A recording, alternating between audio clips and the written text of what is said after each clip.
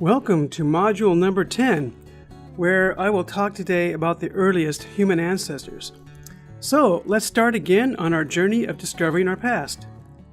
In northern Tanzania, in East Africa's Great Rift Valley, lies Olduvai Gorge, one of the most famous early human fossil sites ever discovered. For decades, the husband and wife team of Mary and Louise Leakey scoured the barren hillsides under an intense equatorial African sun, searching for the remains of our ancestors. For almost 30 years, they searched and found many ancient animal remains and stone tools, but no bones of the actual tool makers. Why did they spend so much time and effort in this desolate landscape? Because, like all of us, they wanted to know who we are as a species and how we came to be the way we are. Eventually, their work paid off with the discovery of dozens of fossils of early human ancestors or hominins, including this remarkably complete skull of a creature known as a robust Australopithecine.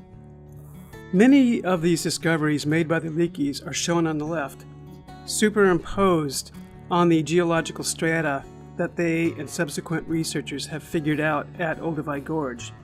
Bed 1 was dated to about 1.8 million years old by measuring the ratio of potassium and argon in the volcanic ash layers surrounding the fossil strata.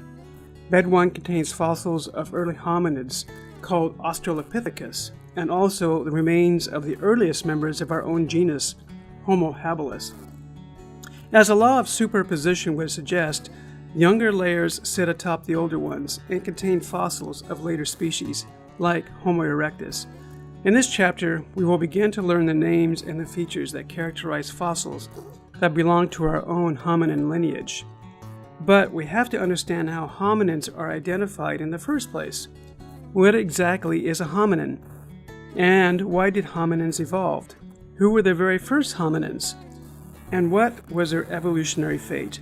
In other words, what happened to them? Why are they no longer alive? Before we launch into the large and growing fossil record of early humans, let's consider how scientists even identify hominin fossils. To identify a hominin fossil, we have to think about the characteristics that are unique to our lineage. What is different about humans? Although the great apes can communicate in quite sophisticated ways and can even learn sign language, no great ape can talk. Spoken language is unique to humans and has allowed us to utilize resources in our environment more effectively, from cooperative hunting to domestication of local plants and animals. As we've already learned, apes possess regional differences in behavior that cannot be solely attributable to genetic differences. In other words, they have rudimentary cultures. However, humans have much more sophisticated and complex cultures and also have material cultures that are preserved in the archaeological record, namely stone tools. Both of these human attributes, language and culture, are underlain by our enormous brain.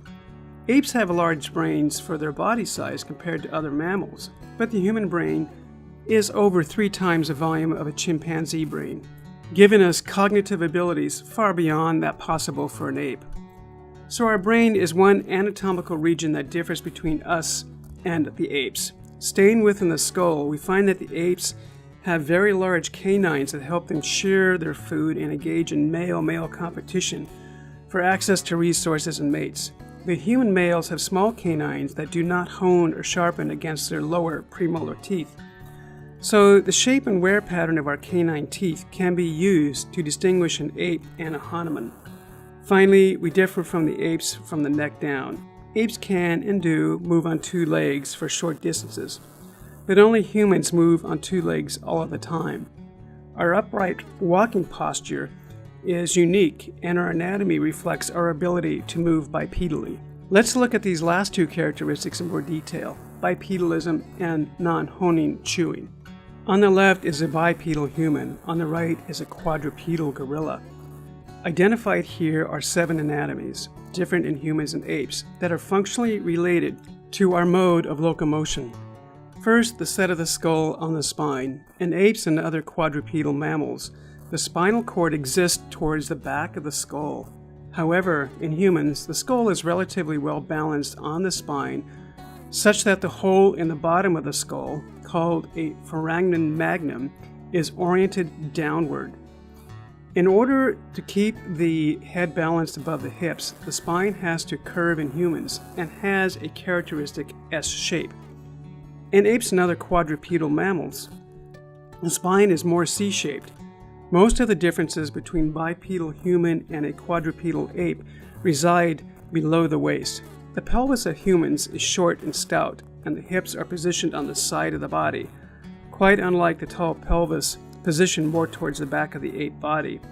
The legs of humans are long, especially relative to the arms, increasing the stride and efficiency of our gait.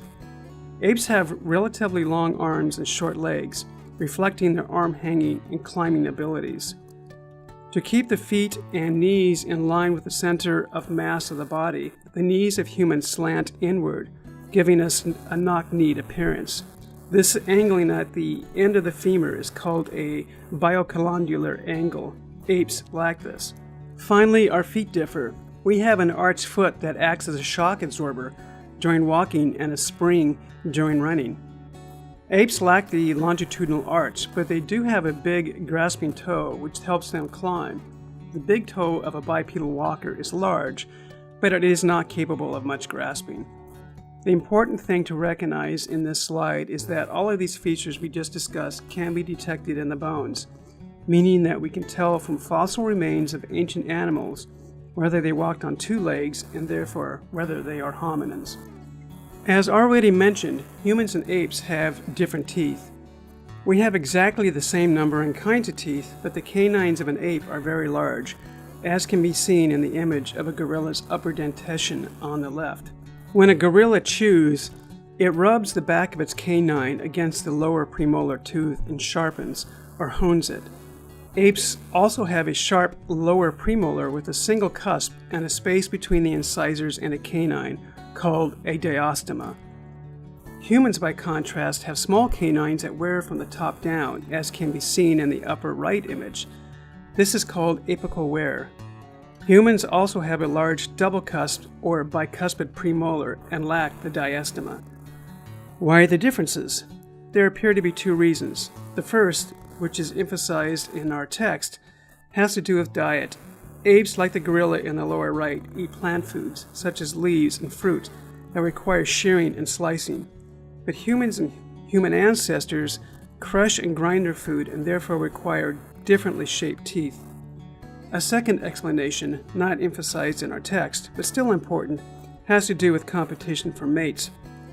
Male apes fight one another for access to resources and mating opportunities. As they age, it is important for their reproductive success that they maintain a sharp, effective canine. An aging male with dull canines would no longer be able to win male-male competitions and may lose its status as the alpha and all of the mating opportunities that go along with this high rank. However, humans tend to pair bond more than the apes, and selection has not maintained a large honing canine in our lineage. In addition to differences in the shapes of our teeth, humans also have different internal tooth structure and quite different chewing musculature compared to the apes. The top image shows a human tooth, shown on the left, and a chimpanzee tooth, shown on the right. And this tooth is sectioned in half. The white material around the perimeter of the tooth is enamel, the hardest substance in our bodies. Notice that human teeth have much thicker enamel than those of the chimpanzees. As chimpanzees age, their front teeth get worn down. However, because of the relatively thin enamel, the teeth maintain their sharpness, which is beneficial for the shearing and slicing action they use to chew their food. Humans do more grinding and crushing. This action wears the enamel down more quickly, and an animal without its enamel soon experiences tooth decay, which can lead to starvation and death. Those animals with thicker enamel therefore survived, leading to the thick tooth enamel tooth we find in humans and human ancestors. In addition, though humans and apes have the same chewing muscles, the temporalis and masseter, the muscles attach in slightly different regions of the skull. The vertical orientation of our temporalis reflects an adaptation for crushing food, while the attachment of the temporalis towards the back of the gorilla's skull causes a slicing motion when it contracts, for our purpose in this chapter, all of these anatomies, the non-honing canine, thick enameled molars, and temporalis orientation, are preserved in the anatomy of fossil teeth and skulls and can be used to identify fossil hominids. A comparison of the skeletons of the apes reveals striking similarities as well as important differences. This famous image is from Thomas Huxley's 1863 book, Evidence as to Man's Place in Nature, which was published very soon after Darwin published On the Origin of Species. Huxley and Darwin both recognized the striking similarities between the human form and the ape form, but in the absence of DNA, it was difficult to know from the anatomy alone which ape species was most similar to humans. Was it the orangutan or the gibbon, and therefore did early human ancestors evolve in Asia, or was it the gorilla and chimpanzee, thereby placing the origins of the human lineage in Africa? Even in the absence of DNA, Darwin hypothesized that the early evolution of the human lineage took place on the African continent, and he even proposed an hypothesis for why the hominin lineage evolved from an ape-like ancestor. Before we dive into Darwin's ideas, let's recall some of the differences between humans and the apes. Humans have very large brains, small, non-honing canines, material culture, and bipedal locomotion. These were four of the characteristics that Charles Darwin observed about humans in stark contrast to the apes.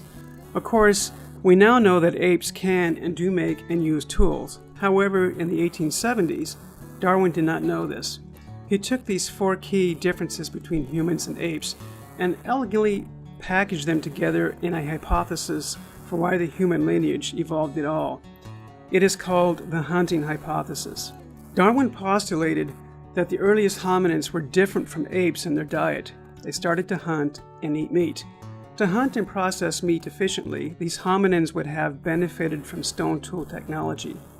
However, to make and use stone tools, hominids would have required a larger brain.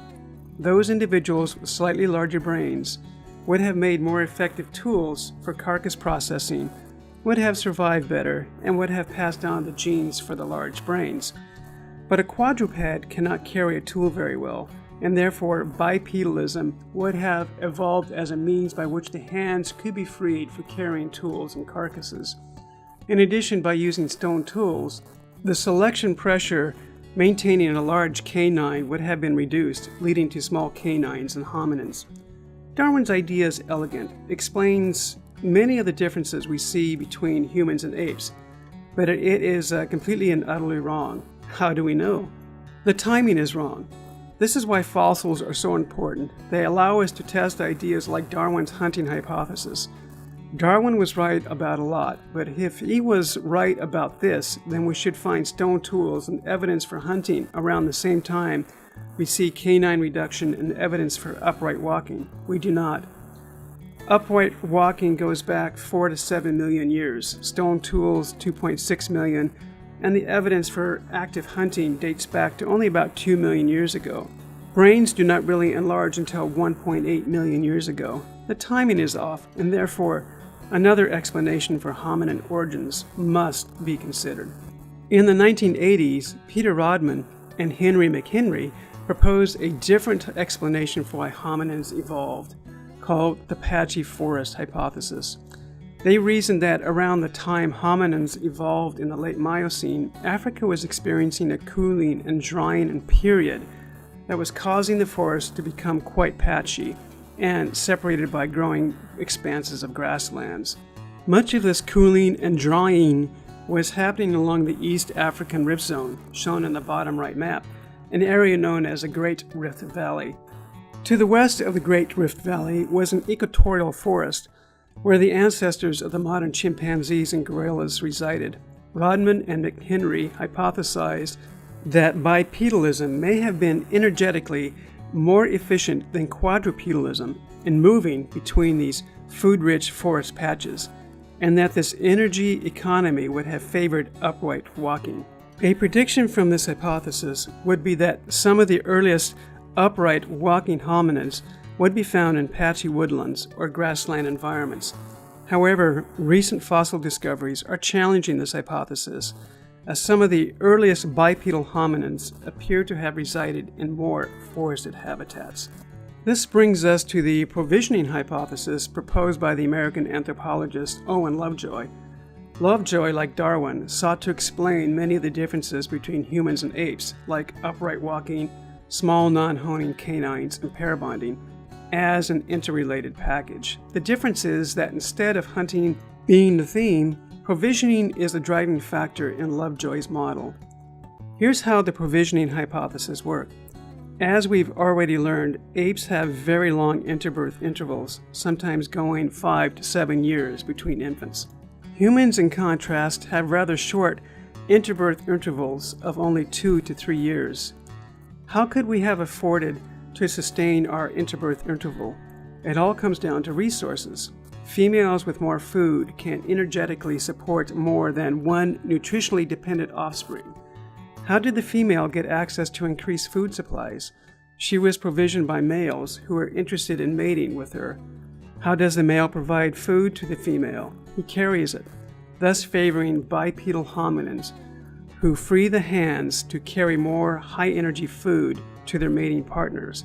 By supplying food to a single interested female, the male can establish a long-term pair bond with her. He therefore no longer fights with other males over breeding females.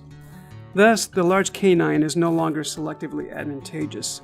Lovejoy's hypothesis, like Darwin's, is elegant and appears to explain many of the anatomies that evolve in concert early in human evolution. However, Lovejoy's idea is not universally embraced. There are ecological problems with explaining food sharing, in which specific high-quality foods allow the shortening of the interbirth interval in early hominins. Also, this hypothesis would predict reduced size dimorphism in early hominids, which is found in some, but not all species.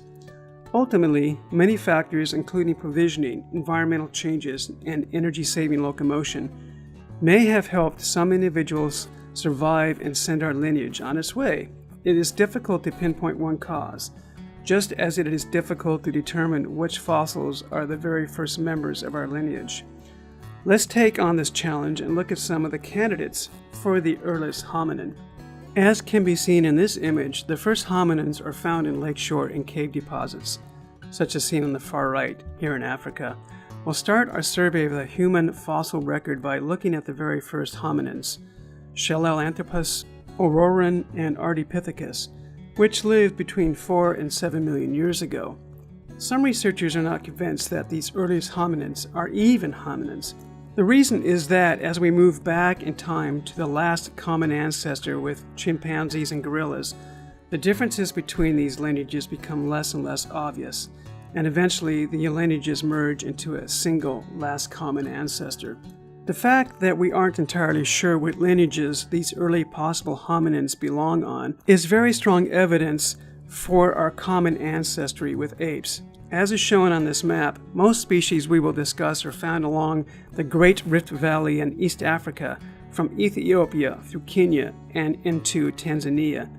Another large contingent of hominin species are found in cave deposits in South Africa. A small group of fossil hominins was discovered in the vast deserts of Central Africa.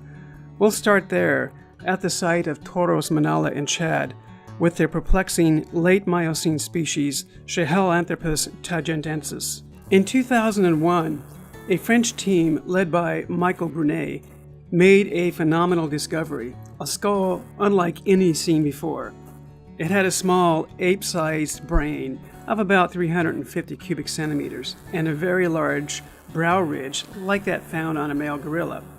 But it also had a rather flat, somewhat human-like face with a relatively small canine that was non-honing, like that found in hominins. Furthermore, the position of the foramen magnum was toward the bottom of the skull, suggesting that this creature may have been able to move on 2 legs. It was dated using biostratigraphy and later using radiometric dating to between 6 and 7 million years old. The many other fossils found in the vicinity allowed a reconstruction of a quite forested environment. So what was this thing? The discoverers named it Sahelanthropus tagentensis and argued that the small apically worn canine and position of the foramen magnum indicated that it was a hominin. Other researchers note that the gorilla-like brow ridge and attachment for neck and chewing musculature as evidence that it may be an ancestral African ape. Given the combination of ape-like and hominin-like anatomies, it could very well show us what a last common ancestors of humans and African apes looked like. As more fossils are discovered, especially fossils of the postcranial skeleton, scientists may be able to determine with more accuracy how Sahelanthropus moved, whether it is a hominin or an ancient ape. Of course, it could be a common ancestor of both. Another fossil that has laid claim to the title of earliest hominin was discovered in the Tugan Hills of Kenya by a French paleontological team led by Martin Pickford and Brigitte Sunu. They did not find a skull as the Sahelanthropus team found in Chad. Instead, they found a femur and a few other pieces of the dentition and postcranial skeleton of a very interesting 6 million year old possible hominin they named Orrorin jugenesis. The femur, as shown in the upper right image, has a long neck and a groove in the back of the neck, called an obturator externus groove. Both of these features are found in modern human femora and are functionally related to our upright walking. This femur, therefore, belonged to something most likely walking on two legs. However, the hand bones are long and curved, meaning though that bipedal on the ground, Orrorin climbed trees, which is consistent with the other fossils discovered nearby that indicate Orrorin lived in a forested environment. The canines of Orrorin are rather large, though not as large as a modern ape's, and they exhibit some honing. For over a decade now, researchers have wondered about the hominin status of Sahelanthropus and Orrorin. Some regard them as hominins, others do not. Part of the problem is that these fossil animals are quite fragmentary. An additional problem is one already mentioned. As we near the last common ancestor of humans and the African apes, the anatomical differences between these lineages will get less and less obvious, making it exceedingly difficult to tell whether the fossil creature, like Sahelanthropus or Orrorin, belongs on one lineage or another, or both, or neither. In the last decade and a half, scientists from the Middle Awash Project in Ethiopia have been scouring the ancient landscapes, like the one shown here, finding remarkable fossils of some of the earliest possible hominins. Their discoveries are of a creature called Ardipithecus. There are fossils of a quite old type of this animal, dated 5.2 to 5.8 million years ago, and called Ardipithecus cadava. There are also fossils from a more recent species that lived 4.4 million years ago, called Ardipithecus ramidus. Ardipithecus ramidus is best known from a remarkable partial skeleton of an adult female individual announced to the world in 2009. We will get to her in a moment. Let's first take a look at Ardipithecus cadava. Ardipithecus cadava was discovered by Johannes Haile Selassie and Tim White in the Middle Awash region of Ethiopia. It has been dated to between 5.6 and 5.8 million years ago, though there is a toe bone that is 5.2 million years old. That toe bone is particularly important because its shape indicates that Ardipithecus cadava had the ability to push off with its toes that humans have during upright walking. Like Orrorin, it appeared from some hand and arm bones that Ardipithecus was also comfortable in the trees, and this is consistent with the reconstruction of its environment as being quite forested. What is shown on this slide are the teeth of the species, which are very similar to the teeth of the chimpanzee on the left. This indicates that Ardipithecus still had a weakly developed honing complex. However, there's also some wear on the apical region of the canines, which is more hominin-like. This has led the researchers to propose an intermediate pre-honing complex in Ardipithecus cadava. However, a million years later, with Ardipithecus ramidus, the canines are apically worn like the teeth of other hominids.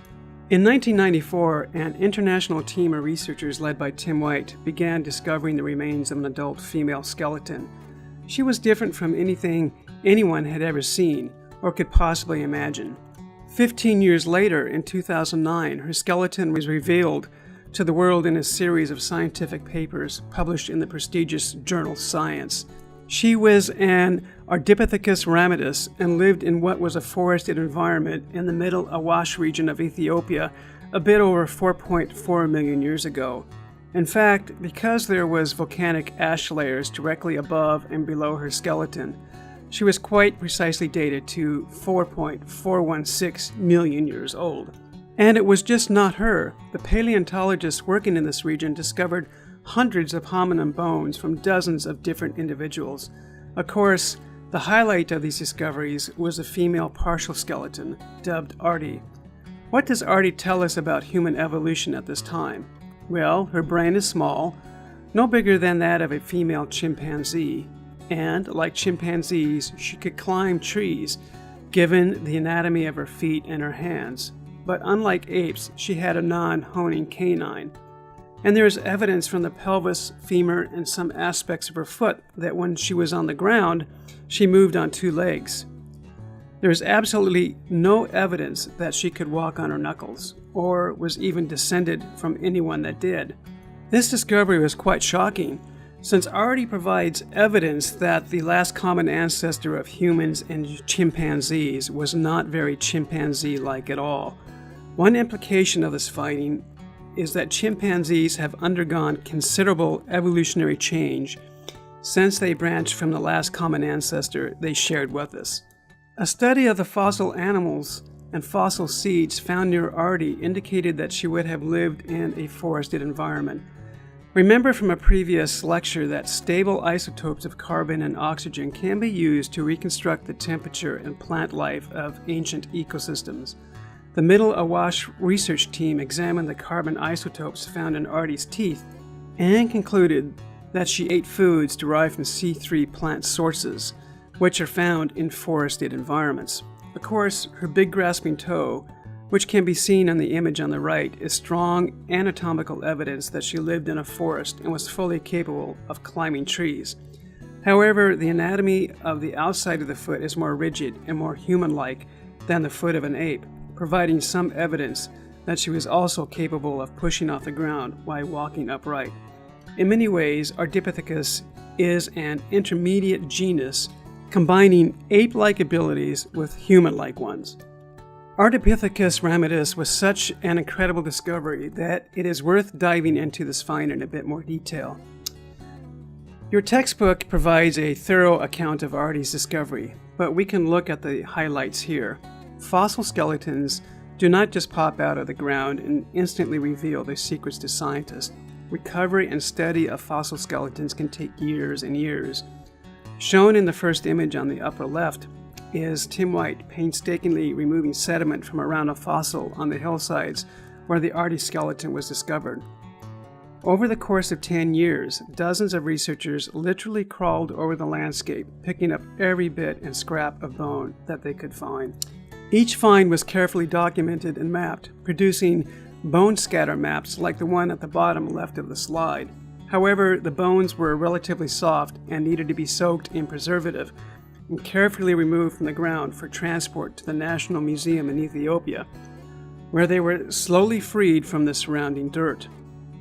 Even after the bones were out of the ground, much of the work had only just begun. Once the bones were preserved and ready to be studied, they needed to be carefully compared to the bones of humans, chimpanzees, gorillas, monkeys, and other fossil hominins. The shape of the bones would help reveal how Ardipithecus was using its landscape. How did it move? What did it eat? And how was it related to other hominins? These many other questions were on the minds of researchers working on this remarkable skeleton. What emerged was a fascinating amalgam of ape and human anatomies.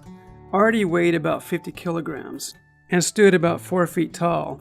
She had a small brain, 300 to 350 cubic centimeters, but had a non-honing canine tooth. Her hands and arms reveal that she climbed, but not exactly the way a modern ape climbs. Her pelvis, leg, and foot reveal adaptations for climbing and for walking. What a marvelous mosaic. Let's review. The oldest fossils that are purported to be hominins are shown here. They lived in Africa between 4 and 7 million years ago, which incidentally is both where and when one would predict the fossils of the earliest hominids should be, based on DNA comparisons between humans and the other apes. We learned about Sahelanthropus, Orrorin, and the two species of Ardipithecus, Ardipithecus cadaba and Ardipithecus rhodomonas. All of these species had chimpanzee-sized brains. It appears as though over time the canine became smaller and less able to hone against the lower premolar. There is some evidence for upright walking in all of these species, though these creatures also still climb trees with great skill. This would mean that their ability to walk on two legs was somewhat compromised, and that they either did not walk on two legs very often, or did so in a biomechanically different way than humans walk on two legs today. But starting about 4 million years ago, a different kind of hominin evolved in Africa. It began to utilize more open woodland and grassland environments. It became quite efficient on two legs and entirely lost the honing complex of the canine. And it dominated the hominin scene in Africa for 2 million years. These are the Australopithecines. We are about to discuss many different species of Australopithecus, and the names can get very confusing to students. So let's not lose sight of the big picture, which is presented in the top table. The early pre-Australopithecine hominins, like Ardipithecus, has some degree of homing, with a bit of wear on the tip of their canines. They walked on two legs occasionally, but had many features adaptive for tree climbing. And they had small chimpanzee-sized brains. With Australopithecus, there are three major changes to the anatomy. First, the canines become fully non-honing and wear from the tip down, apically. Second, the traits associated with tree climbing diminish considerably, and these species become nearly fully adapted for upright terrestrial bipedalism. They may have climbed trees to avoid predators or to build a sleeping nest at night, but their tree climbing was not nearly as frequent or as accomplished as that practiced by the pre-Australopithecines. The Australopithecines also experienced a slight increase in brain size. They had gorilla-sized brains in chimpanzee-sized bodies. In addition, Australopithecus became well adapted for eating difficult-to-process food and evolved large jaws with enormous premolars and molars. This increase in tooth size reversed around the time that hominids began making stone tools and eating more meat. As shown in the bottom figure, there were many different species of Australopithecus. We will meet 9 different kinds of them. However, it is unclear how they are all related to one another and how they are related to our own genus Homo. Although we literally have thousands of bones and teeth of these early humans, it is quite difficult without DNA to pinpoint the exact family tree, and unfortunately DNA is not something we can isolate from fossils this old. Let's look at this time period in human evolution from about 2 to 4 million years ago, starting with the oldest Australopithecus, Australopithecus anamensis, as shown in the image at the top, had parallel tooth rows like in apes.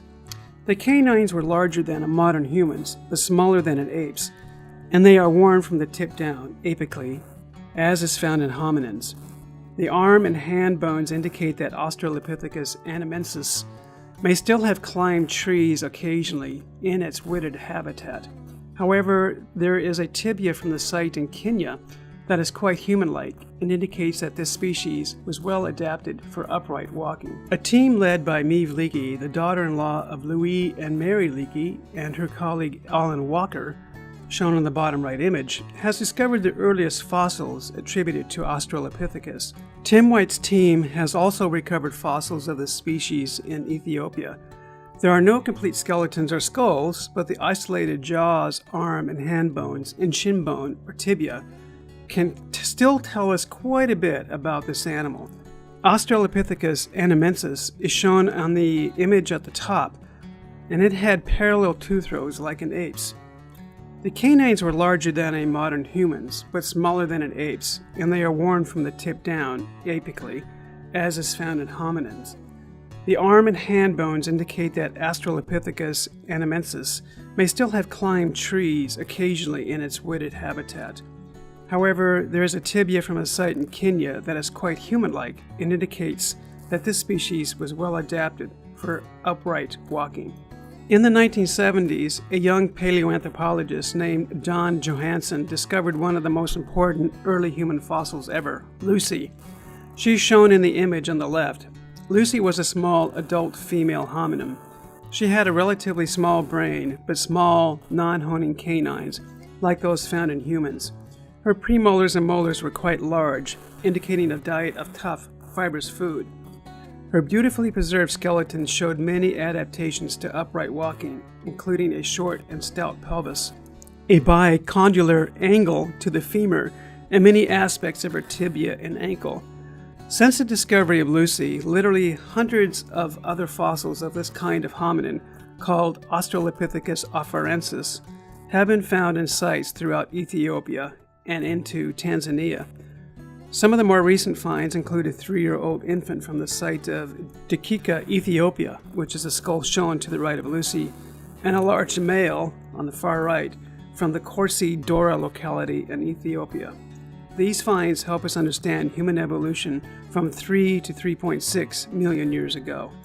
Australopithecus afarensis is shown from 3 to 3.6 million year old fossils from Tanzania and Ethiopia. Reconstructions of the environment at Hadar, Ethiopia, where Lucy was found, and some of the other sites where the species is found are a mixture of woodland and grassland habitats. In fact, the large premolars and molars of Australopithecus afarensis may be an adaptation for mechanically digesting some of the tough, fibrous plants, tubers, seeds, and nuts often found in a grassland. However, from the site of Dakika, there is also evidence of cut marks on fossil antelope bones. Though no stone tools have yet been found with Australopithecus afarensis, this discovery of cut marks suggests that this hominin species may have used naturally sharp rocks to occasionally scavenge for meat. The skull shown here is from an adult male Australopithecus afarensis. It has a brain size of about 500 cc's, which is about gorilla-sized, though the body of the species is about chimpanzee size.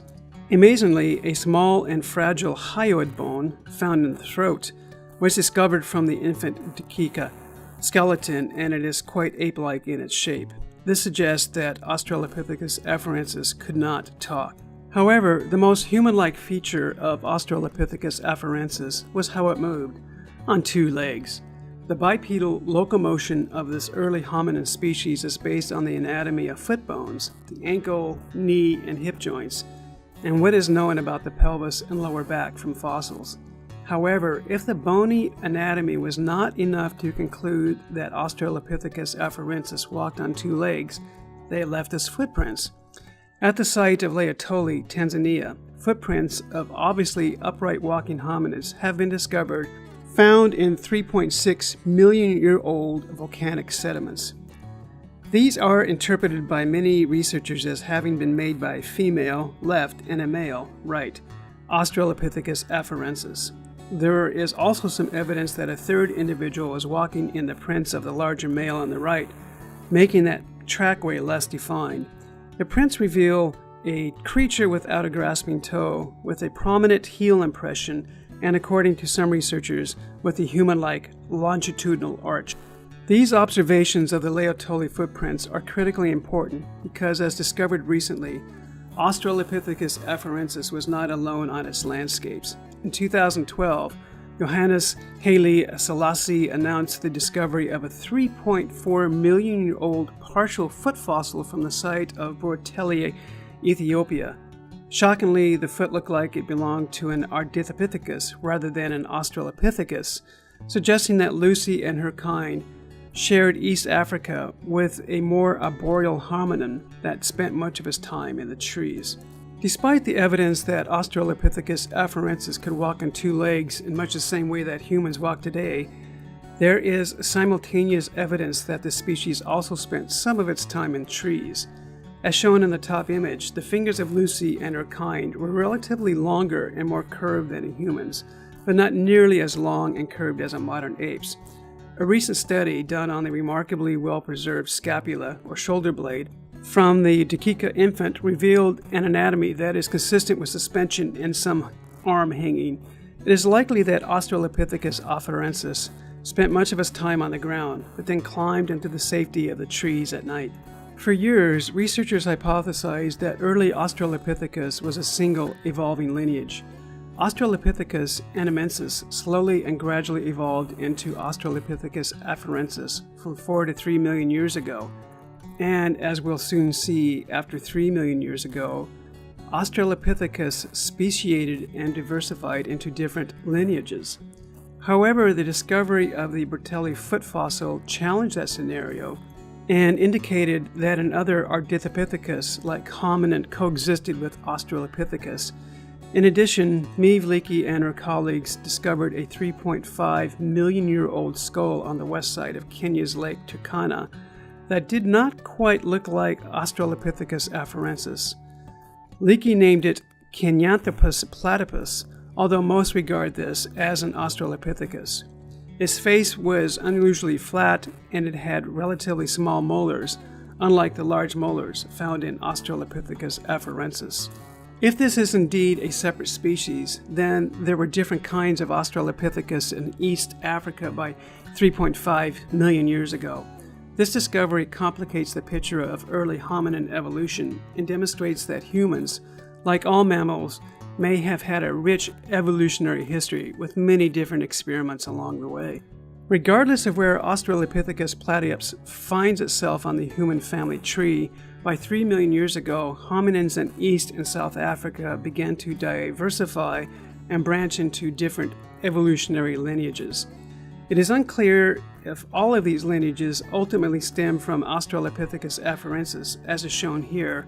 In fact, it is likely that this is not the case, and that some of these lineages branch off earlier, such as Australopithecus anamensis, or along a different pathway, such as Australopithecus platypus.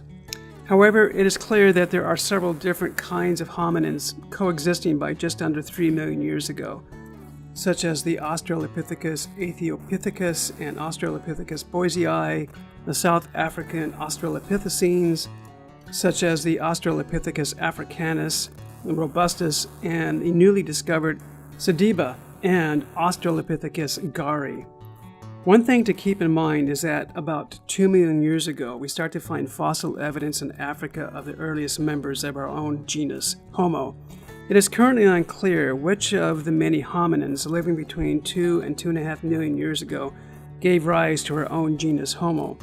Our direct ancestors could very well be a species researchers have not yet discovered.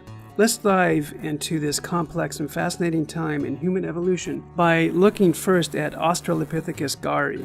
In 1999, Tim White and Johannes Haile Selassie, the two who discovered Ardipithecus, were working at a site in the Middle Awash study area called Buri, which contained 2.5 million year old sediments. They discovered a very interesting skull, shown here. It has a combination of features previously unseen in a fossil hominin, and they therefore named it Australopithecus gari, a new species. Australopithecus gari had very large premolar and molar teeth, like an Australopithecine. It also had relatively large canines and incisors. In other words, all of its teeth were large. It had a snouty face, like an ape's, and the brain is within the range of Australopithecus, around 450 cc's. Found near the skull was a fragmentary skeleton, which allowed researchers to calculate the length of the arm relative to the length of the legs. Chimpanzees and gorillas have very long arms. Humans have very long legs. Australopithecus, in general, has an intermediate ratio between modern apes and modern humans. However, Australopithecus gari appears to have longer legs, a more human-like anatomy. Additionally found nearby were antelope bones with cut marks on them, raising the possibility that Australopithecus gari were the first stone tool maker. Shown in the top left image is a lower jaw of a bovid that was discovered near the Australopithecus gari fossils. In the succeeding images, the area being pointed out is enlarged, showing the parallel grooves in the bone that were produced when a hominin used a sharp rock to cut the tongue from the mandible. Were these hominins just using sharp rocks found in the vicinity, as was probably the case for the cut marks of the bones from Didica, which were made by Australopithecus afarensis? No, at a nearby site in Ethiopia called Ghana, archaeologists have unearthed 2.6 million year old deliberately produced stone tools. These are shown in the image at the bottom of the slide. They are very simple stone tools made by banging two rocks together to produce a sharp edge. They are what are called Oldowan stone tools, the very simplest artifacts researchers have discovered. Still, they would have been effective at cutting meat from the bones of prey and for smashing long bones to access marrow. These and other tools found in East and South Africa could also have been used to dig for underground tubers and to extract termites from their mounds. Because bones that are attributed to the genus Homo are not found in any fossil localities as old as 2.6 million years, it is becoming more and more apparent that the very first stone tool makers were probably from the genus Australopithecus. This is quite a shift from earlier hypotheses which suggested that the larger brain of Homo was a prerequisite for stone tool construction. Meanwhile, in East Africa, an entirely different kind of hominid lineage evolved for life in the expanding Africa savanna. These are the robust Australopithecines, which some researchers group in their own genus, Paranthropus. As can be seen in this image, the robust Australopithecines evolved enormous muscle attachments on their skull and continued the trend of increased premolar and molar tooth size. If you put your hands on the sides of your head and clench your teeth together, you will feel the contraction of your own temporalis muscle. The robust Australopithecines had enormous temporalis muscles that extended to the very top of their heads and anchored to a ridge of bone called a sagittal crest. They also had massive premolars and molars, which helped them grind their food. However, like other Australopithecines, they walked on two legs, and they had very small, apically worn canines. In other words, these are not gorilla or chimpanzee ancestors. There are many similarities between Australopithecus afarensis and the skull at the top left of the slide, suggesting that around 3 million years ago, Australopithecus afarensis split into several lineages, one leading to the omnivorous, longer-legged Australopithecus gauri, and the other leading to the vegetarian robust Australopithecines, represented early on by the species Australopithecus aeothipicus and later by the species Australopithecus boisei, shown on the right. The robust continued to survive in Africa until about 1.2 million years ago. As we'll soon see, this is the same time that Homo erectus lived in Africa, meaning that two very different kinds of upright walking hominids coexisted at this time in our evolutionary history. However, by 1 million years ago, the robust became extinct. Up to this point, our focus has been on East Africa. However, it is a mistake to think that all of the important evolutionary events took place there. Hominins are also found in South Africa, and these South African species may be critically important for understanding the transition from Australopithecus to Homo. In fact, the very first Australopithecus fossil was discovered in South Africa in 1924. In a limestone quarry in the town of Tong, shown in the upper right image, workers found the skull of a small juvenile primate, shown at the bottom right. The fossil was brought to an anatomist at the University of Witwatersrand in Johannesburg named Raymond Dart. He noticed also that the brain, while only from a child, was already larger than the brain of a chimpanzee, and he observed that the foramen magnum at the bottom of the skull pointed straight down, suggesting that this small creature would have been able to walk on two legs. He named it a new genus and species, Australopithecus africanus, which means southern ape of Africa, and he suggested that this fossil represented a kind of early human. Of course now, with many more discoveries, we know that he was correct. However, at the time, many researchers suspected that early human ancestors were to be found in Europe, thanks in part to the fraudulent Piltdown skull discussed in more detail in your text. Piltdown was eventually demonstrated by scientists to be a fake, and the focus of our origins turned to Africa as more and more fossils of Australopithecus were unearthed throughout the 1940s and 50s from cave localities. Let's look in more detail at these fossils from South Africa.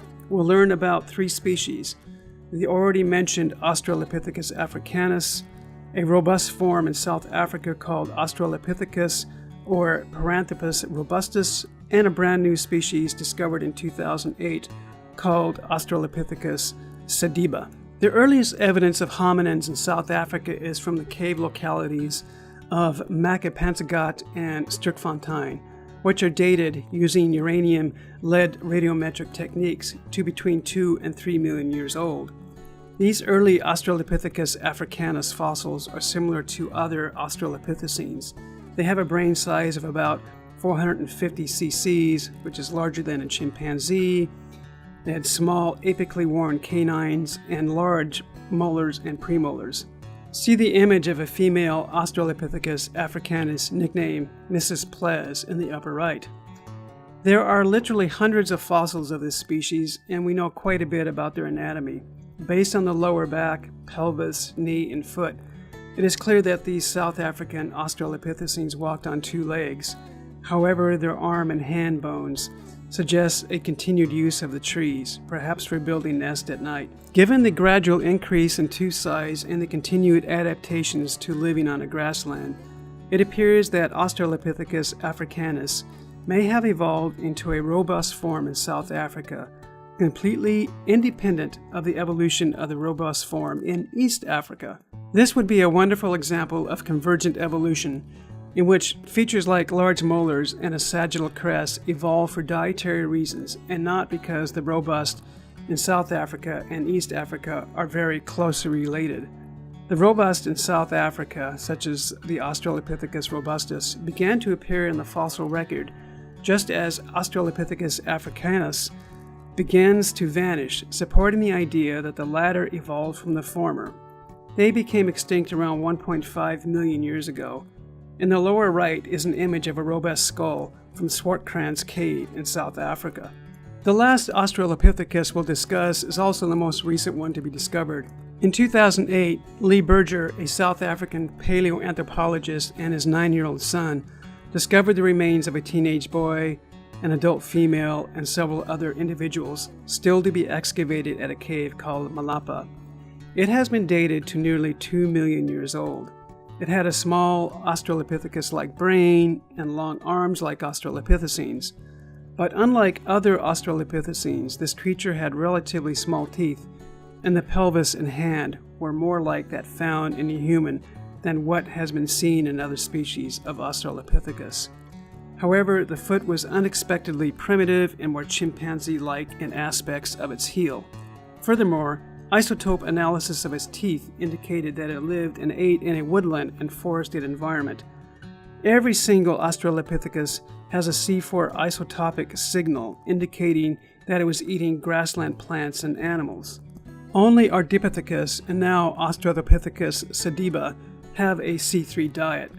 So what is this thing? We really do not know. Some researchers have argued that the small teeth and human-like hand and pelvis make it the most possible candidate for the transition between Australopithecus and Homo. Others find that it lived too late in our time and that the foot anatomy and diet are too primitive to have given rise to our genus. Further work on these amazing fossils will help answer these and many other questions about this new species of hominin. Let's review. Australopithecus fossils are found only in Africa. This group of early hominins evolved about 4 million years ago and rapidly diversified into many different species. They walked on 2 legs, occasionally climbed trees, and had relatively small apically worn canines. They evolved larger and larger premolars and molars adapted for grinding tough, fibrous plant food. They lived in woodland and increasingly grassland environments. The earliest species is Australopithecus annamensis, which most likely evolved into Australopithecus afarensis. This later species is best known from the famous skeleton Lucy, shown here, but there may have been other hominins living at the same time, as evidenced by the Bertelli foot, which had a grasping big toe, and Australopithecus platyops, which had a flatter face and smaller teeth, shown here on the upper right. By 3 million years ago, hominins had spread throughout Africa and began to live in open grassland environments in South Africa. The early South African hominins are also from the species of Australopithecus africanus, shown on the lower right. By 2.5 million years ago, there were many different species of Australopithecus. The South African Australopithecus africanus may have evolved into a robust form, Australopithecus robustus, shown on the middle right. In East Africa, Australopithecus garhi evolved. Despite its large molars, it had human-like features of longer legs and stone tool technology. Additionally, in East Africa at this time are the earliest robust Australopithecines. First, Australopithecus A. ethiopicus, and soon after, Australopithecus boisei. Finally, in South Africa is a new and quite fascinating species, Australopithecus sediba, which has small teeth, a small brain, a human-like hand and pelvis, but a primitive foot. Some regard it as a potential bridge between Australopithecus and our own genus Homo, though others regard it as an evolutionary descendant of Australopithecus africanus and an evolutionary dead end. Soon after 2 million years ago, most Australopithecus species had become extinct and were represented only by the large-toothed robust forms in East and South Africa. However, at this time, researchers also began to find fossils of a new kind of creature. It had a slightly larger brain than Australopithecus, a smaller face, and smaller teeth. We also find more evidence of a stone tool construction and processing of carcasses for meat in this new kind of hominin. Soon after its evolution, this new creature expanded its territory beyond the African continent and began to inhabit new ecosystems in Asia and eventually Europe. These were the early members of our genus Homo and will be the subject of our next module.